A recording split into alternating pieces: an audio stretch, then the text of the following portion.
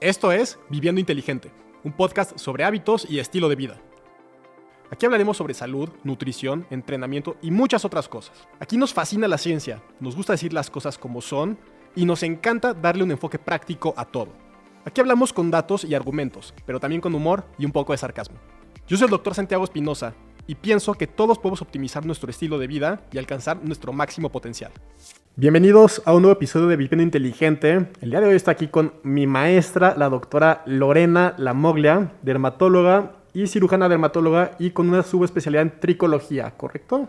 Correcto, Santi. ¿Cómo estás? Muchas gracias por invitarme. Qué gusto estar aquí. Sí, no, de verdad, pues qué padre que pudimos coincidir y mil gracias por tomarte el tiempo de venir. Y yo sé que ya dan ganas de estar en casita, descansando con la familia, pero mil gracias de verdad por tomarte el tiempo. Con todo el gusto del mundo, Santi.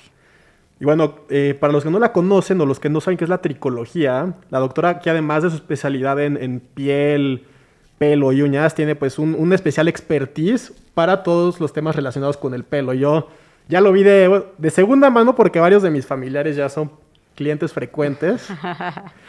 Y bueno, pues estamos aquí para ver cómo podemos cuidar mejor de nuestro pelo.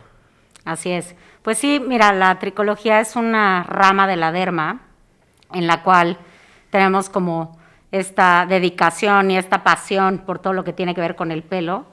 La dermatología dentro de su estudio es piel, mucosas y anexos. Y los anexos son el pelo y las uñas, ¿no? Entonces, bueno, sí, durante la residencia de dermatología tenemos formación en pelo, pero cuando haces tricología te especializas principalmente en alopecias, ¿no? En pérdida de pelo. La alopecia eso significa. Y hay pues muchísimos tipos. Entonces no es lo mismo decir, bueno, alopecia areata que alopecia androgenética, que alopecia frontal fibrosante. Entonces la variedad de enfermedades es mucha y además te concentras mucho en un estudio con una herramienta que se llama dermatoscopio, que en pelo le decimos tricoscopía, ¿no? Entonces, básicamente, en palabras gordas, pues el dermatoscopio es como una lupa grandota que tiene una luz LED especial que nos permite tener luz polarizada o no polarizada y te permite ver pues con mucho detenimiento las estructuras de la piel cabelluda, los vasos sanguíneos de la piel cabelluda, la presencia de escamas, de no escamas y bueno, cómo se encuentra el pelo, ¿no? Si hay adelgazamiento o no. Y hay herramientas ya más sofisticadas. Por ejemplo, yo en el consultorio tengo uno que se llama Photo Finder, que es un software con como un dermatoscopio gigante, o sea, con una pieza de mano que tiene un dermatoscopio que tiene una ampliación mucho más grande de los dermatoscopios convencionales, y entonces haces imágenes digitales ya con eso, ¿no? Y entonces puedes hacer comparaciones, y viene con un software que se llama Tricoscan, en el cual te puede decir cuál es la densidad que tienes por centímetro cuadrado, cuántos pelos hay en fase de crecimiento, cuántos en fase de caída, el grosor que tiene en promedio el pelo. Entonces es una herramienta diagnóstica muy útil. ¿Se necesita en todos los casos? Pues no, o sea, probablemente te pueda ver alguien con un dermatoscopio, con un ojo bien entrenado, pero bueno, son de las herramientas que tenemos para el estudio del pelo. Y pues ahora en esta época la verdad es que la gente le da muchísima importancia a su pelo. No solo tiene una función protectora y todo, sino tiene una función psicosocial muy, muy importante. Entonces, pues la gente está muy interesada en mantener, conservar, tener un pelo saludable, que se vea bien, que hay un boom de shampoos, acondicionadores, mascarillas, tratamientos. Entonces, bueno, se ha despertado un interés particular en el pelo y eso ha permitido que existan este tipo de especialidades. Ok. Y para una persona, o sea, que no tenga ningún padecimiento clínico, ningún tipo de alopecia, o sea, bueno, yo sé que hay como diferentes tipos de, o sea, bueno, de pelo, diferentes tipos de piel, etcétera, y que cada uno requiere como diferentes cuidados, quizás, y consideraciones, pero para una persona, digamos, normal, ¿cuál es como el cuidado básico del pelo y para que pueda decir tengo un pelo saludable o evitar como algún problema? Claro. Pues mira, yo creo que depende un poco del tipo de piel cabelluda que tengas, ¿no? Hay personas que sin tener inflamación en la cabeza producen mucha grasa, por ejemplo, ¿no?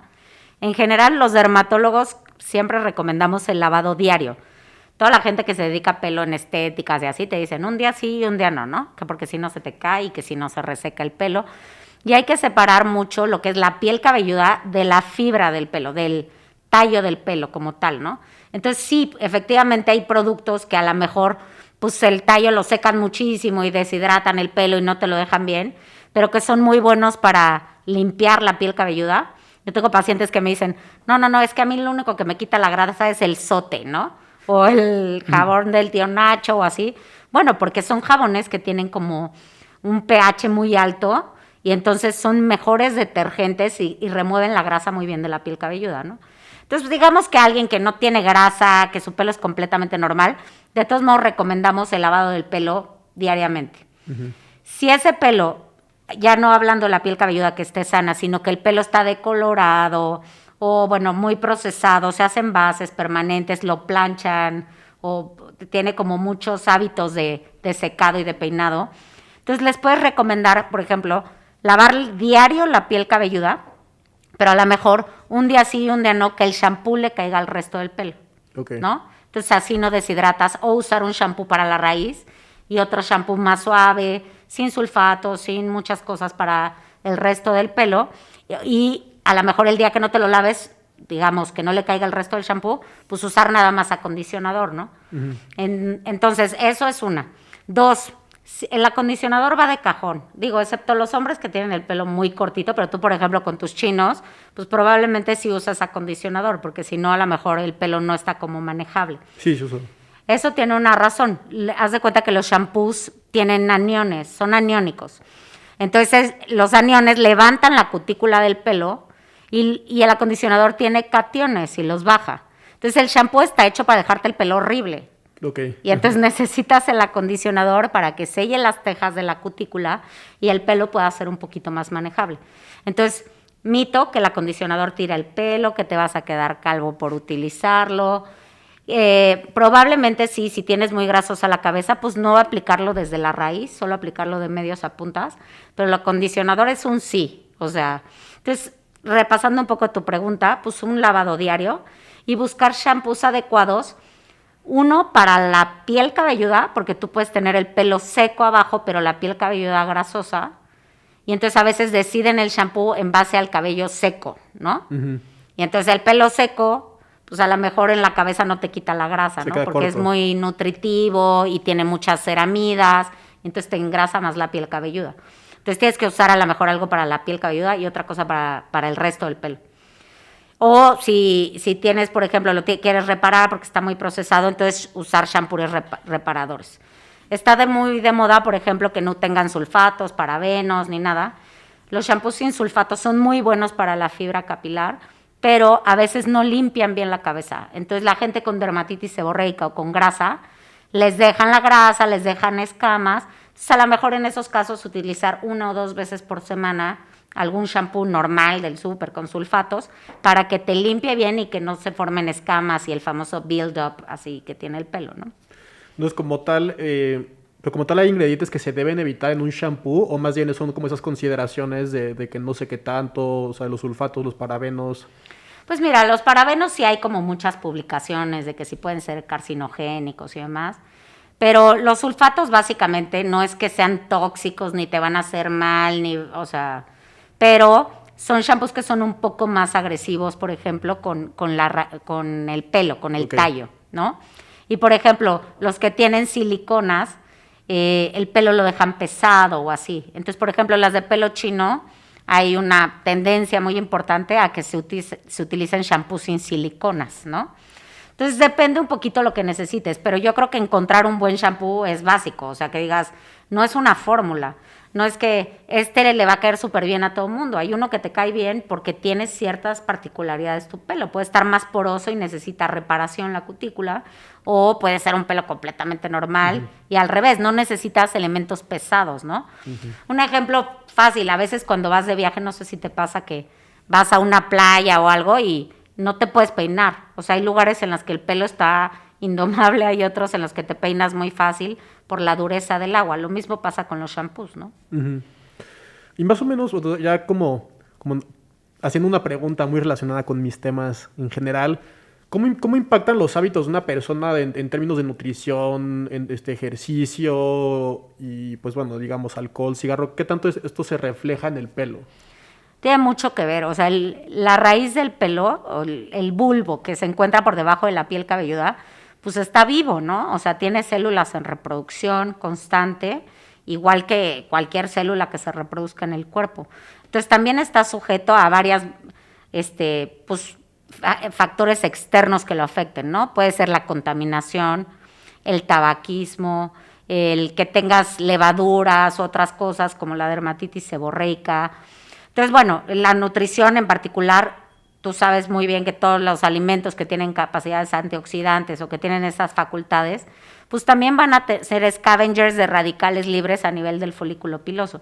Se ha visto, por ejemplo, que en pacientes fumadores o que tienen una mala alimentación progresa más rápido la alopecia androgenética, ¿no? Entonces, como que el microambiente alrededor del folículo sí tiene que ver. O sea, dos gemelos idénticos, uno que fuma y otro que no, puede tener mucho más progresión de alopecia androgenética el que fuma, el que tiene malos hábitos, el que tiene obesidad. Y en publicaciones en los últimos 10 años, por ejemplo, se ha visto como un factor de riesgo independiente para riesgo cardiovascular el tener alopecia.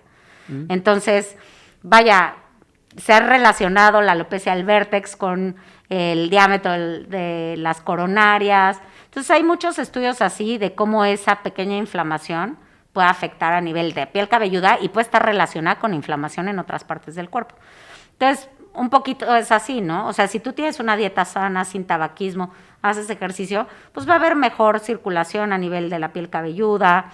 Utilizar protector solar, por ejemplo, en la cabeza, bueno, si tienes mucho pelo está como complicado y además el pelo te protege de la radiación ultravioleta, pero bueno, a lo mejor usar gorra cuando tengas exposición y si tienes poquito pelo, pues definitivamente tienes que usar también protector o algo que proteja mecánicamente la cabeza, ¿no? Claro. Entonces, lo mismo que en todo lo demás, buena nutrición, no tabaquismo, ejercicio, también van a favorecer un ambiente en el cual el pelo puede crecer mucho mejor, ¿no?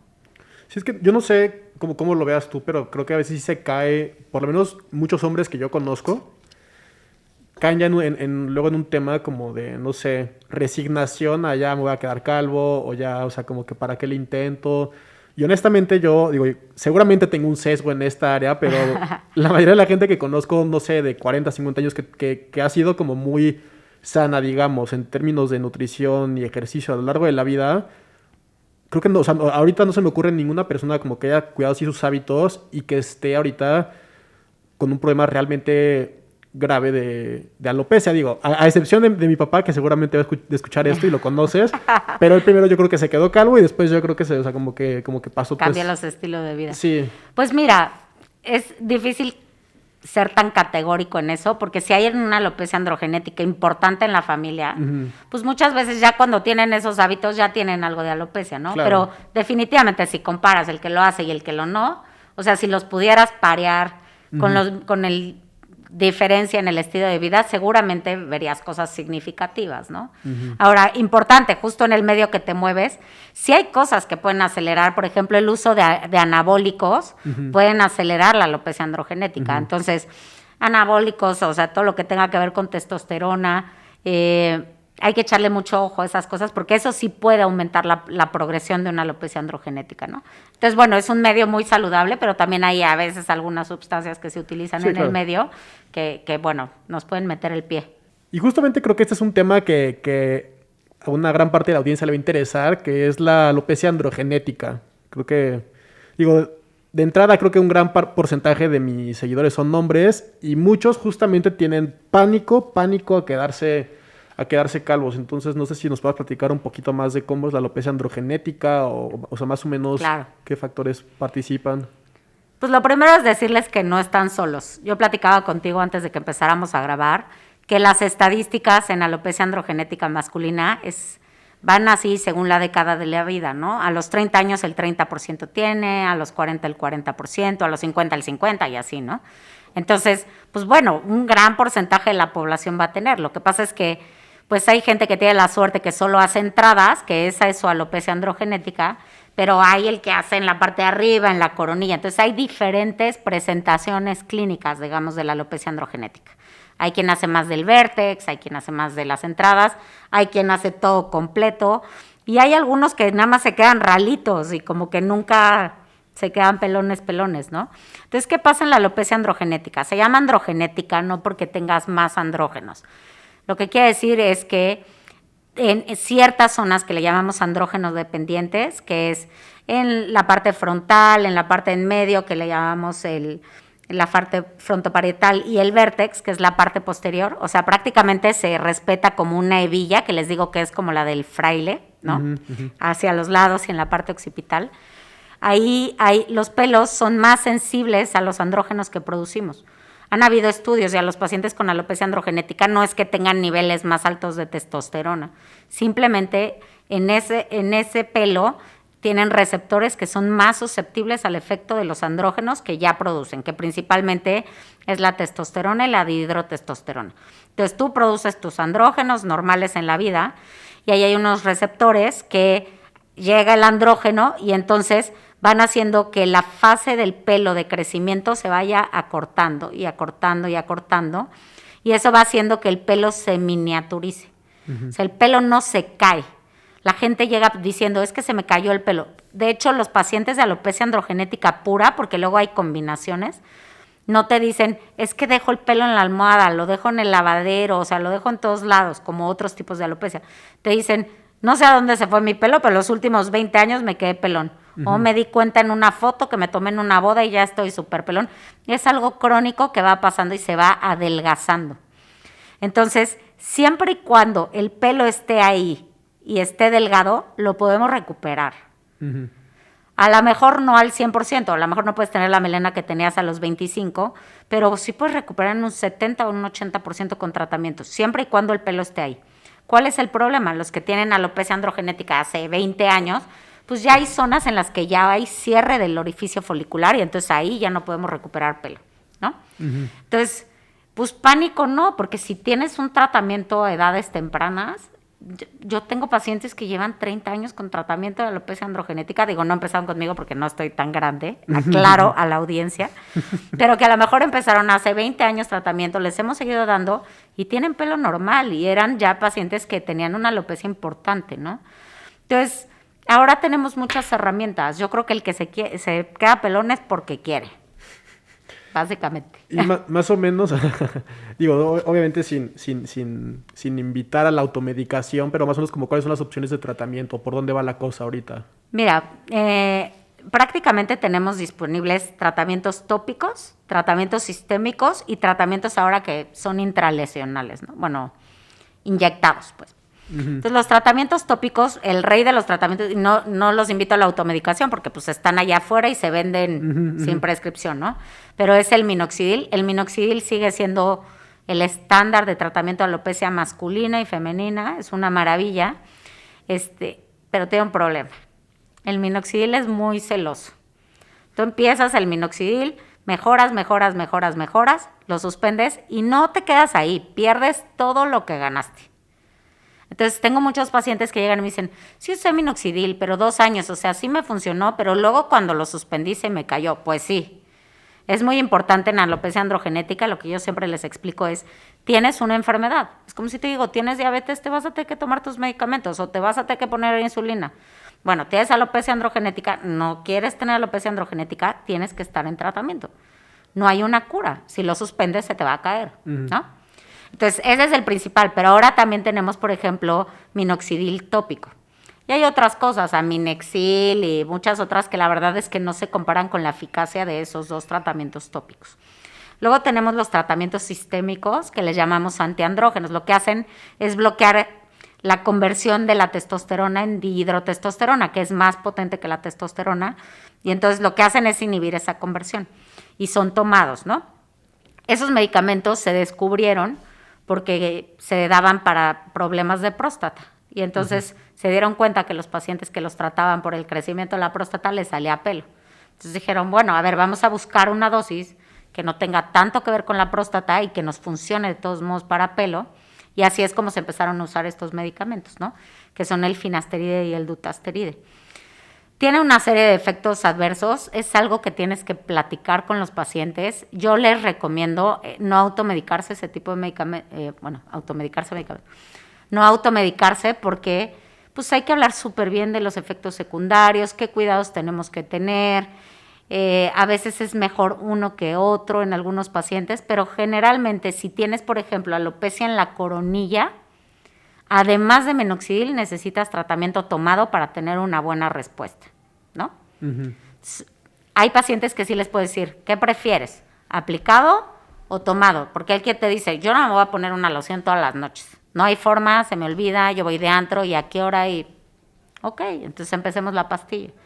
Hay el que te dice, no, tu pastillita y sus efectos secundarios no hay forma, entonces no me la voy a tomar, dame nada más el aplicado. Y hay algunos que yo les digo, contigo tenemos que echar toda la carne al asador. O sea, tenemos que usar los dos tratamientos si queremos potenciar. Porque en los estudios lo mejor es la combinación de los dos. Pero no todos los pacientes los requieren. Hay pacientes con una alopecia muy temprana que con puro minoxidil pueden estar muy bien o minoxidil con finasterida. Cuando tienes pacientes que ya vienen usando un tratamiento y ya no funciona, pues tienes que buscar otras alternativas, ¿no? Y bueno, de los sistémicos pueden tener algunos efectos secundarios que hay que discutir importantemente con el paciente porque es un medicamento que va a tomar muchos años. ¿Y como cuáles son, o sea, los efectos adversos más, o sea, como más? Es que ahí es donde viene el pánico, fíjate. Sí, justo. Fíjate que la tasa de estos efectos con la dosis baja, o sea, la que usamos para el pelo, que no es para la de próstata, es menor al 2%.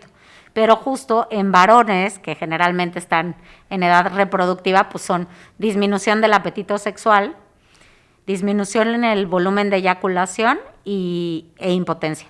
Uh-huh.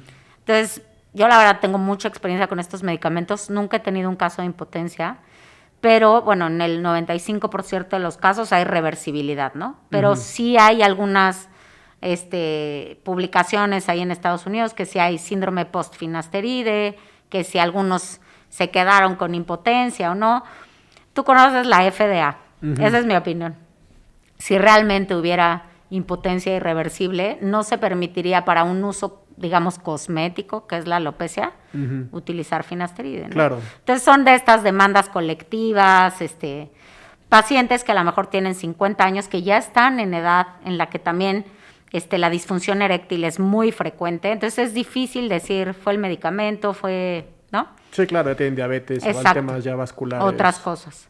Entonces yo en mi experiencia, y siempre les explico, les digo, bueno, yo no gano nada con que te lo tomes o no, entonces no tengo por qué decirte, tómate el medicamento si me preocupara, ¿no? Generalmente, bueno, en mi experiencia nunca he tenido nada de impotencia y tengo un paciente con disminución en volumen de eyaculación que de alguna manera no le pareció. Dije, bueno, si estás en tratamiento de fertilidad o algo, pues es relevante, ¿no? Pero si no, a lo mejor no es algo que te importaría mucho, pero bueno, ese paciente lo suspendió por eso. Y un paciente con depresión que sí tuvo disminución en la libido. Okay. Entonces, pues hay comorbilidades. Aún así, te digo, el 95% de las veces es reversible. Entonces, yo lo que les explico es, pues mira, lo podemos empezar a tomar y si tienes cualquier problema lo suspendemos, ¿no? Sí, es que a mí también me llegan muchas preguntas luego, porque también la gente tiene pánico, como escuchan que baja la conversión de la testosterona a dihidrotestosterona, pues en temas igual de fitness y masa muscular, luego hay mucha gente muy preocupada por todo eso. Y creo que también luego como justamente, yo creo que lo más serio, lo más grave de los efectos adversos, pues es lo que se escucha de gente que toma las dosis altas, ¿no? Para temas de próstata, temas ya, pues de un bloqueo de andrógenos mucho más alto. Y entonces llega la gente y preguntando que si les va a dar ginecomastia, que si les van a perder músculo, no sé qué. Y pues justamente creo que es muy bueno que nos platiques esto. Yo personalmente tomo finasterida, nunca he tenido ningún problema. Y como tú lo dices, con la dosis mínima o la dosis con la que se ven beneficios en lo del pelo, realmente no es muy frecuente tener problemas ya pues derivados del bloqueo hormonal, ¿no? Claro. Mira, yo creo que en ese medio lo que sí puede pasar es que a lo mejor gente que está tomando anabólicos no vea tantos resultados utilizando el medicamento, ¿no? Pero en masa muscular jamás me lo han reportado. Sí. O sea, no es algo que, digamos que comparado con un buen entrenamiento, con una buena ganancia de peso, con preparación física, pues no alcanza un bloqueo, pues que es muy periférico a realmente disminuir tus niveles séricos. Sí han habido reportes en algunas publicaciones cuestionan si debes de tomar los niveles de testosterona después de de estar tomando finasteride, pero eso se ha desechado. Ujú. Ok. Entonces yo no me preocuparía tanto por eso. E insisto, o sea, no es una unión irreversible, ¿no? Entonces, bueno, si notaras en particular de llevo tomando este medicamento, estoy haciendo lo mismo de siempre, yo no le apostaría que perdieran masa muscular. Claro. Y con mis dudas, apostaría que a lo mejor la ganancia no fuera la esperada y que le echaran la culpa al medicamento, pues bueno, se podría suspender, ¿no? Para ver Claro.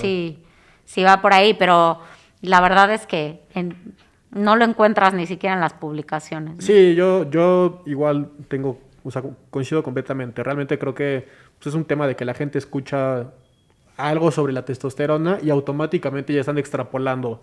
O luego porque pues justamente los tratamientos de cáncer de próstata, cosas que ya son mucho más elevadas, pues sí tienen, esas sí han luego demostrado efectos adversos sobre masa muscular o... Claro, pero ahí sí buscan bloquear todos los andrógenos. Exacto. Aquí recuerda que la testosterona está íntegra. Sí, exacto. O sea, lo que hace es no convertir de testosterona a dihidrotestosterona, ¿no? Que es el Claro. andrógeno más potente, pero la testosterona está íntegra. Entonces, no tiene por qué haber problemas con esa parte, pero es súper bueno que lo aclares. Yo creo que nunca, eso sí, nunca me lo había preguntado ningún paciente, todo el tema relacionado con masa muscular, ¿no?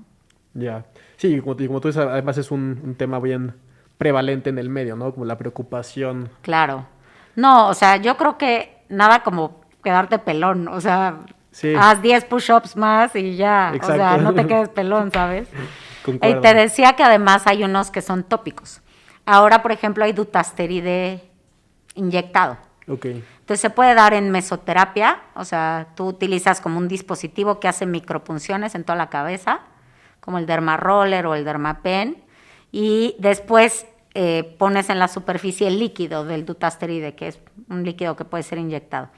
A mí me gusta más la mesoterapia, usamos inyecciones súper pequeñitas y entonces picamos en toda la cabeza con dutasteride y lo que hacemos es dar a lo mejor una sesión mensual durante 3 meses, después dar una a los 3 meses, una a los 6 y en paralelo con el tratamiento pues, tópico y así vas a potenciar los resultados. Yo cuando hago esto, pues cuando me dicen, oye, me caso en 1 año y yo, no, pues hubieras venido hace 2, ¿no? Pero, ok, me caso en 4 meses, me caso en 6 meses, bueno, vamos a hacer todo lo que se pueda, ¿no? Y tenemos muy buenos resultados. O en gente que está estancada en alguna zona. A lo mejor tuviste muy buenos resultados en la parte de enfrente, pero el vértex todavía está como que no jala mucho, podemos intentar la mesoterapia y nos va muy bien. El plasma rico en plaquetas no lo uso mucho igual que en la cara porque son como factores de crecimiento finalmente. Yo creo que para medicina regenerativa y todo es maravilloso, pero no te sostiene el efecto. Se ha visto que muchas veces la micropunción, o sea, el tú inyectar lo que sea, una aguja, simplemente picar la cabeza, estimula algunas vías de señalización que pueden favorecer en general que mejore la perfusión y demás y que liberen citocinas y demás.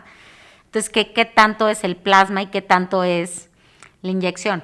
Entonces, yo creo que si te voy a dar 50 piquetes en la cabeza, prefiero algo que yo sepa que definitivamente te va a sacar pelo. Ok. Entonces, yo prefiero el dutasteride.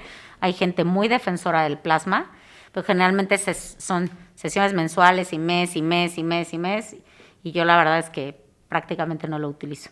Yo para ese caso mejor un trasplante capilar, Claro. ¿no? Bueno, y esa es la cuarta opción, ¿no? Que es muy importante. Yo aquí les quiero aclarar, como que los pacientes siempre dicen, bueno, ya, me voy a quedar pelón, mejor me trasplanto. Hay que ver un par de consideraciones. ¿Qué se hace en el trasplante? En el trasplante lo que haces es que retiras, hay una técnica que se retira pues una tira completa de la parte occipital, que ya casi no se usa, o se retiran unidades foliculares de la región occipital, porque acuérdense que quedamos que esa zona no le da alopecia. Entonces retiras esa zona y las pones en la parte frontal. Esos pelos que trasplantaste no tienen esta predisposición a hacer alopecia androgenética, pero los de alrededor, o sea, tú metes esos pelos entre los otros pelitos y esos pelos siguen teniendo la susceptibilidad. Entonces, la mayoría de los lugares que trasplantan no les dejan tratamiento después y entonces acaban viéndose como chayotes otra vez en 20 años porque los demás pelos se adelgazan y solo sobreviven los trasplantados, digamos, con grosor normal. Entonces, yo siempre les digo, mira, si empiezas tratamiento, puede que te ahorres el trasplante, ¿no? Que digas, mira, ya, esto era lo que quería, ya no me quiero trasplantar. 2, vas a tener mejor densidad. Entonces, de todos modos, cuando te trasplanten, si te iban a trasplantar 500 unidades o no sé, pues a lo mejor te tienen que poner 100, porque ya tienes mejor densidad, entonces te va a salir más barato tu trasplante. Y 3, de todos modos, necesitas seguir con tratamiento para que el resto del pelo no se te caiga. Uh-huh. Entonces, pues sí, ya, ¿por qué no darle una oportunidad 3, 4, 5 meses? Hay gente que sí, desde que la ves le dices, no, pues estás para trasplante, ¿no? Uh-huh. Pero de todos modos van a recibir tratamiento. Entonces, es importante considerar eso. No sustituye el tratamiento. Claro, son complementarios. Exacto. Yo tengo varias preguntas sobre el uso correcto del minoxidil. O sea, tengo entendido que hay varios como, pues, no sé, algunas pequeñas consideraciones de cómo aplicar después de, o sea, qué horas del día, o sea, no sé, como que sí, no, creo que, pues no sé si funciona igual o si se pueda como quizás llegar a ir con, o sea, si se enjuaga o si se suda, okay. O sea, no sé cuál es lo correcto. Mira, yo prefiero, y yo creo que la mayoría de los pacientes, la posología del minoxidil es una vez al día. Okay. Tu minoxidil generalmente usamos al 5% y hay varios vehículos. Se puede utilizar en loción, hay en mousse y hay unos que son como medio lechita, cremita o algo así más espesito, ¿no? Entonces, yo creo que es mejor en las noches. Digo, si no vas a salir o regresando de donde hayas ido, no tiene que estar o seco o húmedo. Como que no importa, porque luego me dicen, pero no importa si está mojado, no importa, acuérdense que va en la raíz. Uh-huh. Entonces, mientras tú separes bien para que entre el minoxidil a la raíz, no importa si está húmedo o si está seco. Lo que sí podría variar es que, por ejemplo, te irrite un poquito. La mayoría de las formulaciones de minoxidil tienen propilenglicol y las que son líquidas. Los mousses tienen menos propilenglicol. Entonces, puede que te irrite más si está húmedo el cabello. Okay. Nunca digo cabello, no sé por qué dije cabello ahorita. El pelo, para mí es pelo. Pero bueno, si está húmeda la piel cabelluda, puede irritar un poquito más, ¿no? Entonces, el chiste es que sea, pues, de preferencia de noche, aunque si quieres de día no hay ningún problema. Y que hagas separaciones. Yo les digo que te lo pongas como en una especie de gorra, recordando las zonas en donde no te va a dar alopecia, ¿no? Uh-huh. Entonces te lo pones como en esa forma de gorra y separas, haces como pequeños canales, como si te separaras con un peine, haces hileras, ¿no? Y le das 3 disparos por hilera, a lo mejor 4 o 5 hileras, en total unos 12 a 15 disparos para cubrir toda la zona y un poco de masaje, no necesitas hacerle un ritual al minoxidil. Entonces con un poco de masaje, no te estreses porque digas, híjole, es que no sé si aquí le está cayendo, porque hay difusión local, o sea, eso pasa al torrente sanguíneo ahí de la piel cabelluda, entonces va a haber difusión. Entonces no te estreses si una zona sí le cayó y en otra zona no le cayó, porque va a haber difusión, ¿no? Okay. Y bueno, digamos que al igual que cuando tú te pones una crema hidratante, lo que sea, pues a lo mejor con que esté ahí 1 hora, ya si después te lo lavaste por cualquier cosa, pues ya no retiraste porque ya penetró la mayor parte del producto. Entonces no es ideal lavarlo después de ponerte el minoxidil, pero bueno, si por algo te tuviste que bañar, pues también no pasa nada. Por eso es mejor ya en la noche, que ya vaya a ser lo último que hagas en el día, ponerte tu minoxidil. Y bueno, efectos adversos del minoxidil, hay personas que les duele la cabeza porque el minoxidil es un vasodilatador. Uh-huh. Entonces hay personas que tienen un poco de dolor de cabeza. Y bueno, el más temido, digamos, que es que salga vello facial, ¿no? Que salga un poquito de vello en la cara. Obviamente más temido por las mujeres que por los hombres, pero bueno, a los hombres también les puede pasar. Pero siempre les digo, si te salió en la cara es porque te salió arriba, ¿no? Entonces, es más por la difusión y no tanto porque te caiga. Sí hay que tratar de que no te caiga en la cara, obviamente el minoxidil, pero pues como pasa el torrente sanguíneo, pues te puede salir en la cara, hagas lo que hagas, ¿no? Y pues ahí puedes decidir depilar o hacer algo si sale algo de vello facial, pero pues en las mujeres es donde nos da un poquito más de problema. Pero yo no tengo una zona que suspenda el minoxidil después de volver a tener pelo por vello facial. Como que dicen, ay no, o sea, no importa, me depilo, hago lo que sea, ¿no? Claro. Y, o sea, más o menos, ¿cuánto se tarda en ver resultados con el minoxidil? O sea, vas a empezar a ver. Mira, yo por ejemplo con el aparato que tengo en el consultorio, como ve microscópicamente el grosor y todo, yo ya veo resultados a los 3 meses. Pero digamos que el paciente generalmente lo ve a los 6. Yo muchas de las fotos que subo a mis redes y eso son a los 3 meses y ves cambios. Ujú. Pero el paciente no se lo siente y yo por eso les tomo fotos para que no me reclamen. Claro. Pero empiezas a ver buenos resultados de los 2 tratamientos, 4, 5 meses. Del finasteride sí es un poquito más, como a los 6 meses. Pero el minoxidil pues desde el 3 meses hasta los 6. Y el efecto pico es a los 2 años. O sea, digamos que si a los 2 años dices, o sea, siento que nada, pues ya puedes decidir usar otros tratamientos. Yo no me espero tanto. Yo me espero 1 año, si no veo resultados, modificamos el tratamiento. Y por cierto, ¿cuáles son tus redes para los que están escuchando? A ver, Instagram es dra.lorenalamoglia, con doble M, Lamoglia. Y, ¿qué otra? Facebook creo que estoy como doctora Lorena Lamoglia. Perfecto. Igual yo luego en Instagram les voy a dejar el enlace para que vayan a su perfil. Pero bueno, ya lo saben. Te voy a preguntar otra cosa. ¿El minoxidil inyectado es siempre además del aplicado tópico o se puede usar nada más como inyectado? Fíjate que minoxidil casi no usamos inyectado. El que usamos inyectado es el dutasteride. Ok, los plásticos. Entonces, el minoxidil, lo que está de moda es el minoxidil oral. O sea, hay cápsulas de minoxidil oral. Entonces, pacientes que por alguna razón no quieren ponerse la loción o pacientes que son alérgicos al minoxidil tópico o al propilenglicol y no lo toleran, les irrita o algo, podemos dar minoxidil oral. Y en hombres normalmente empezamos con 2.5 o 5 miligramos y seguimos con esa dosis. Igual hay que seguir el tomado, pero ese no se vende en forma comercial. Entonces, normalmente en los que nos dedicamos a esto tenemos a alguien que nos fabrica el minoxidil. Antes había en México, ahorita ya no hay. Y entonces nos lo fabrican y pues se toman una cápsula diaria si no se quieren poner ninguna loción. ¿Y ese no tiene más efectos adversos en crecimiento? En teoría, el minoxidil oral puede tener efectos cardiovasculares, sobre todo edema. No darlo en pacientes que tengan antecedentes de enfermedades cardiovasculares. Y bueno, también puede sacar vello pues en donde sea, porque es tomado. Sí, claro. ¿no? Entonces, en los hombres, por ejemplo, está muy reportado en los nudillos que les salga vello. Pues generalmente es en zonas donde normalmente tienes vello, ¿no? Pero bueno, les puede salir un poquito de vello en lo demás. La verdad es que es muy bien tolerado. Yo los pacientes que tengo con minoxidil oral les va súper bien. La única cosa que a mí siempre como me preocupa es qué pasa si de repente te dejan de producir el minoxidil, si no lo consiguen, se mudan a vivir a otro lado. Pues no lo puedes conseguir donde sea, ¿no? Siempre tienes un poco más a la mano el tópico. Pero bueno, es una alternativa para los que digan, sí quiero usar minoxidil, pero no me quiero poner tratamientos tópicos. Ok. Y el dutasteride, pues el tomado y agregar dutasteride intralesional. Yo de hecho casi siempre empiezo primero con finasteride, como que es mi primer cartucho, porque hay pacientes que si no responden a finasteride, te pueden responder a dutasteride. Entonces como que el dutasteride es mi segunda línea. Y la diferencia es, tiene como acción adicional, ¿no? El dutasteride es más selectivo. Ok.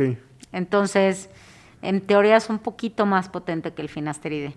Ahí nada más hay que considerar que la vida media es diferente. Entonces, el dutasteride también te permite en algún momento, como la vida media es más larga, bajarte cuando ya el paciente está súper bien, a lo mejor a 3 veces por semana el dutasteride. Entonces, puedes hacer eso que no puedes hacer con el minoxidil. Y en cuestión de costos, ¿qué tanta diferencia hay? Bastante. Sí, ¿verdad? O sea, lo que pasa es que el finasteride puedes comprar genérico de 5 miligramos y partir la pastilla en 4. Digo, te queda como 1.20 y algo, ¿no? Pero bueno, no pasa nada porque se pase por un poquito. Y entonces así a lo mejor el finasteride genérico puede que esté en 400 pesos, pero vienen 30 tabletas que partes en 4. Entonces, bueno, te acaba durando 4 o 5 meses, entonces acaba siendo muy económico. Y el dutasteride solo tenemos ahorita una marca comercial y ese está como en 600 pesos más o menos al mes. Y del finasteride igual ya hay de 1 miligramo ya también genérico, Hay de, ¿no? hay de 1 miligramo, ya listo para tomarte tu pastillita. Sí te da flojera partirlas, o si dices, no, yo prefiero un medicamento de patente, nice, así. También lo puedes comprar de patente el de 5 miligramos y partirlo, ¿no? Pero claro. Buenísimo. Y ya más allá de la androgenética, ¿qué otros tipos son frecuentes? Bueno, ya no, como que nos enfocamos mucho en hombres. Sí. Y la androgenética en mujeres es una locura, ¿eh? Yo la verdad es que desde que empecé a interesarme en pelo, prácticamente, no sé, 3 de cada 10 mujeres que entran a mi consultorio tienen algo de androgenética. Lo que pasa es que la mujer no hace entradas, no le afecta la coronilla, sino que va perdiendo densidad en la parte media. Entonces, si tú te fijas en las mujeres y les empiezas a ver la piel, o sea, le ves la piel cabelluda, eso es alopecia androgenética. Okay. Eso es súper frecuente. Ahora tenemos mucho ovario poliquístico, entonces se presenta a edades bien tempranas. Yo tengo chavitas de 16, 17 años con unas alopecias androgenéticas bien feas, ¿no? En la mujer es como más multifactorial que en el hombre. Entonces se agregan cosas nutricionales, deficiencia de hierro, problemas tiroideos.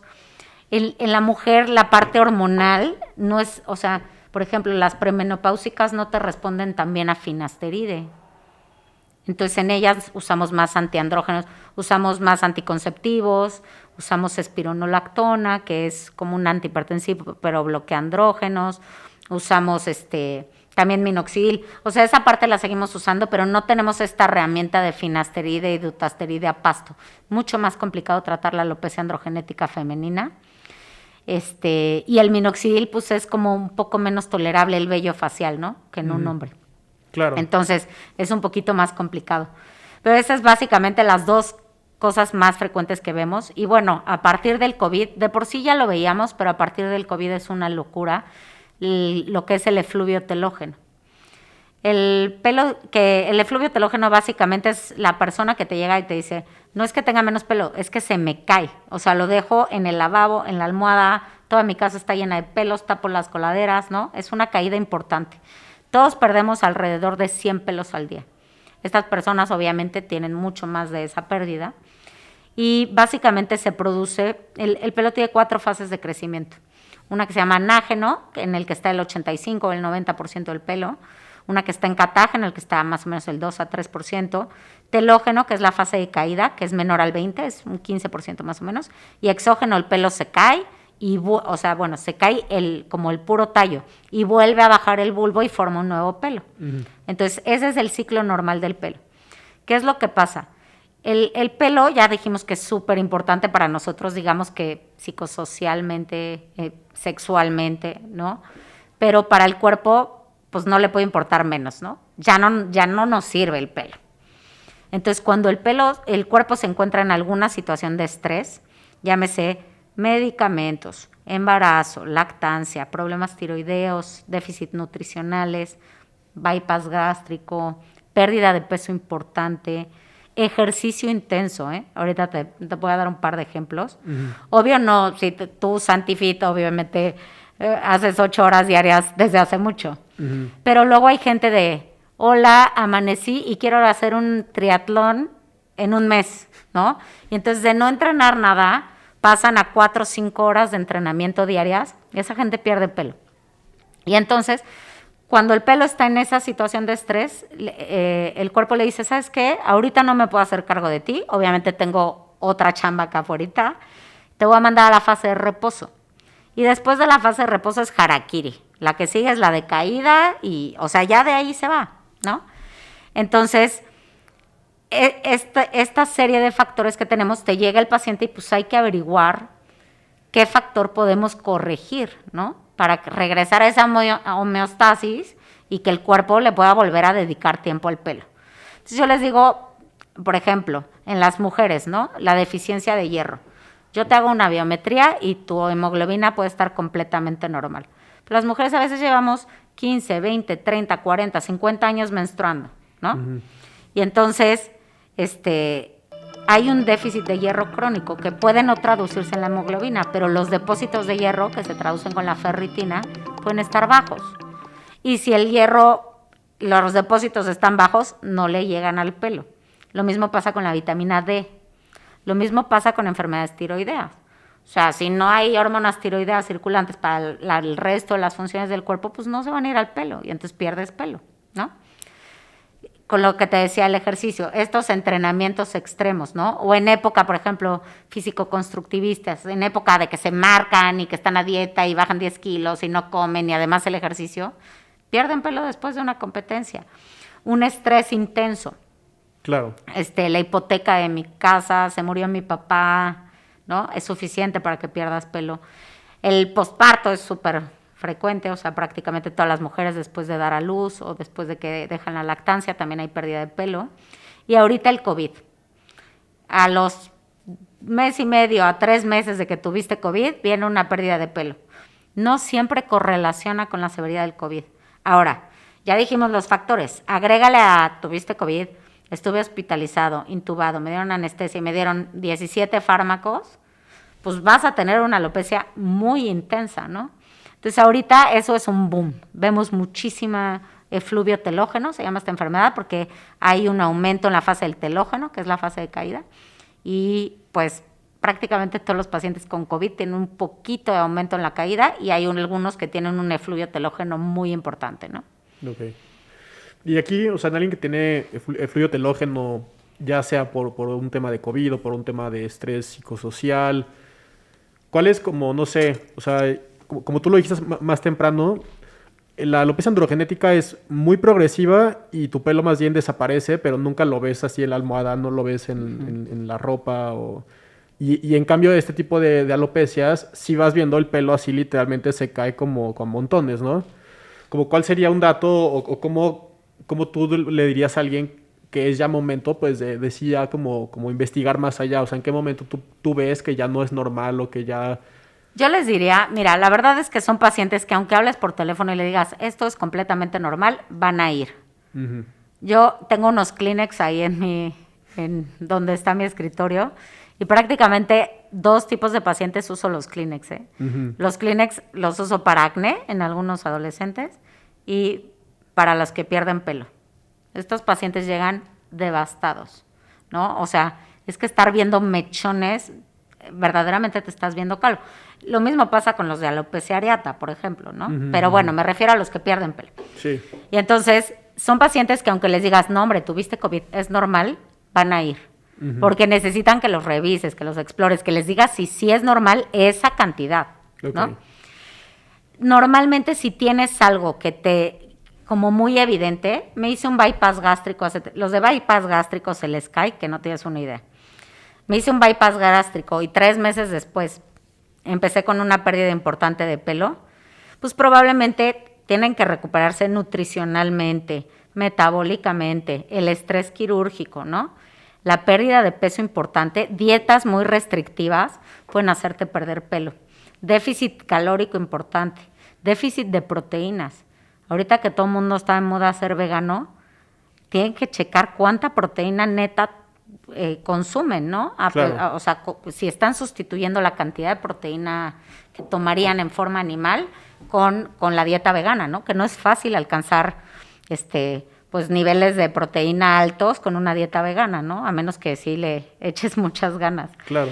Entonces, el cambio de alimentación y todo eso se tiene que corregir y normalmente como empieza 3 meses después de que fue el insulto, digamos así, y dura como mes y medio, 2 meses, y de ahí tiene que empezarse a recuperar.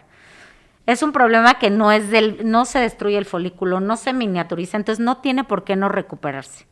Ahora, hay unas formas que le llamamos efluvio crónico, en el cual pues ya llevan años perdiendo pelo, o sea, pues tengo un déficit de 150 pelos diarios, ¿no? Son pacientes que no se ven pelonas, pero sí ven una disminución en la densidad de la colita de caballo. Y hablo de mujeres porque el efluvio fuera de esta época de COVID, y yo creo que yo lo he visto pues, en unos 5 pacientes hombres, bypass gástrico, uno que perdió mucho peso, pero además se le murió la mamá, pero o sea, como muchos factores. Y luego me pasa en los Ironman, por ejemplo. Okay. Después de fases de entrenamiento muy importantes, pierden pelo. Es mucho más frecuente en la mujer.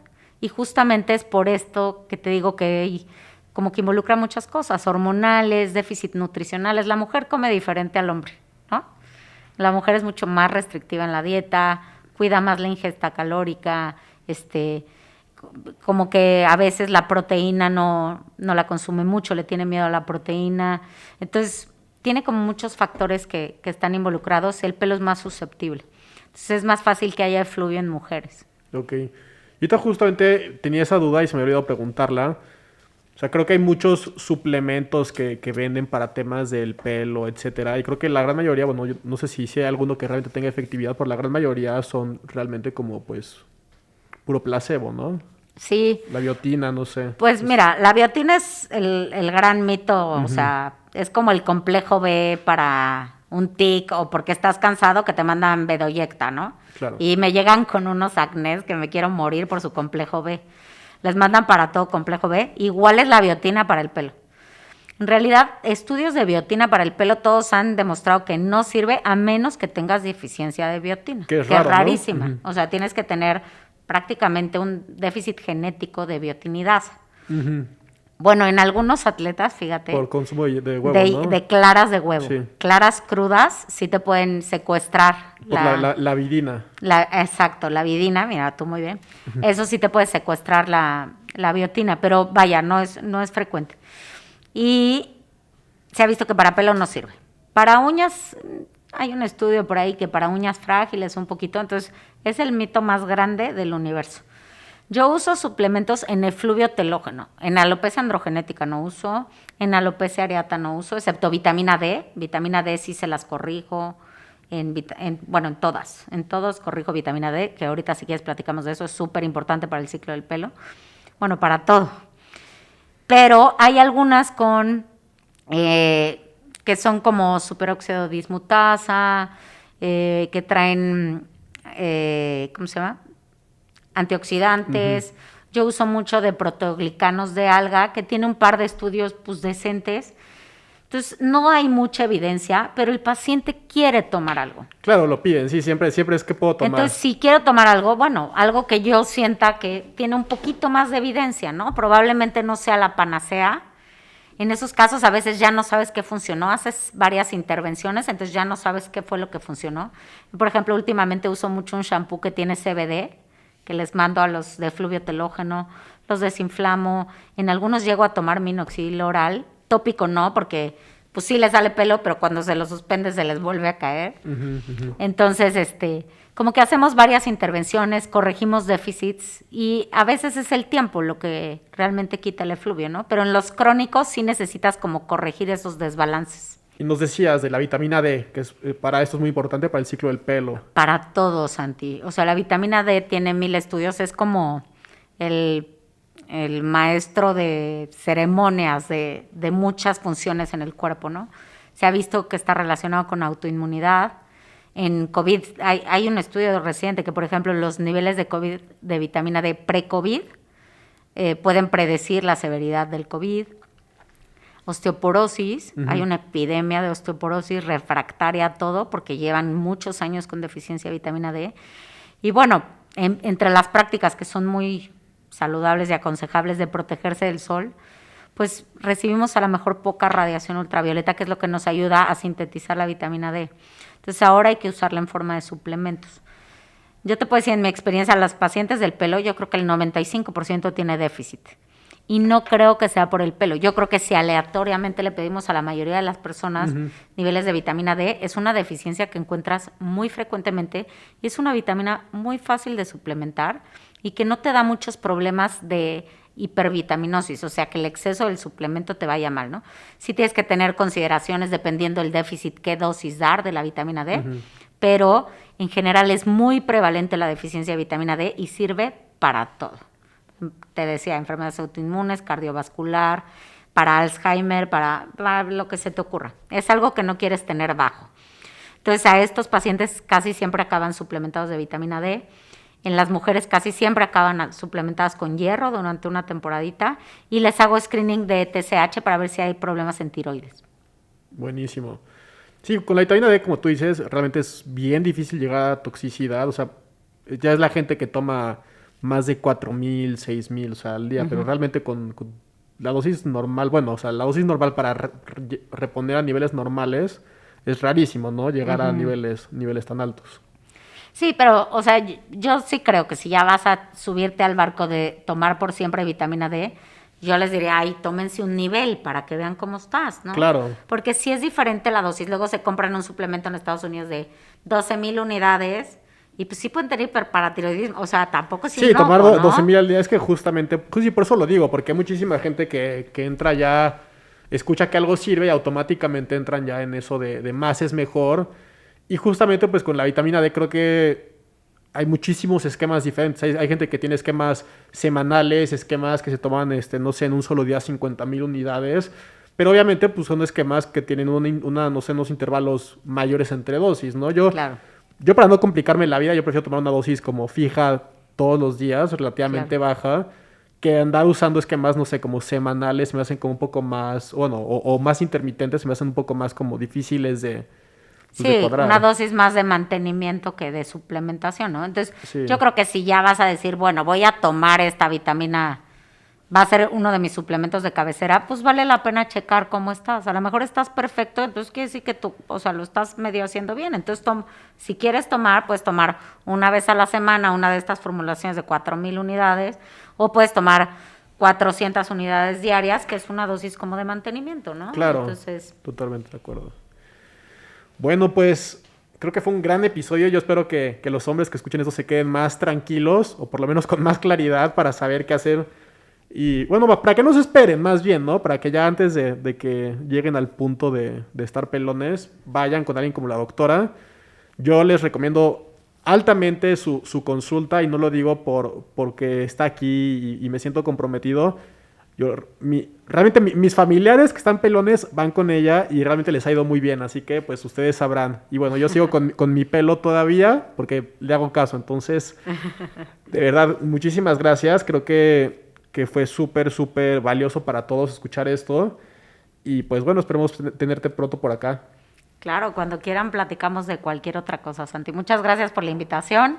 Es un placer ver todo lo que has hecho, todo el trabajo que haces, cómo nos informas. Soy su groupie también. Muchas gracias a todos y espero que les haya servido de algo. Cualquier duda, pues ya tienen ahí mis redes, me contactan. Buenísimo, pues nos vemos en el siguiente episodio.